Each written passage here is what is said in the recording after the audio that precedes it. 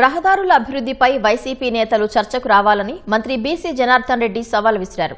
నంద్యాలలో 2 ఏళ్ల కూటమి విజయోత్సవ సభలో ఆయన పాల్గొన్నారు. కరపత్రికను అడ్డుపెట్టుకుని బురద చల్లే ప్రయత్నం చేస్తే సహించేది లేదని రెడ్డి హెచ్చరించారు.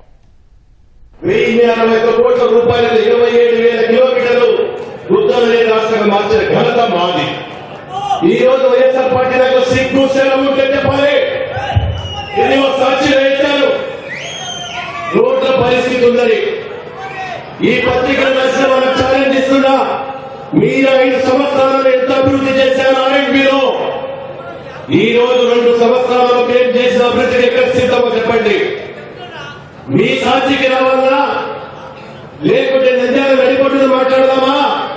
దేని మీద మాట్లాడదాం? ఊరికే కరపత్రిక పెట్టుకొని ఈ పాపం కూడా ఎక్కడ, ఈ గుర్తుల పాపం మీది కాదా? మీరు 5 సంవత్సరాలు ఎక్కడైనా ఒక రోడ్డు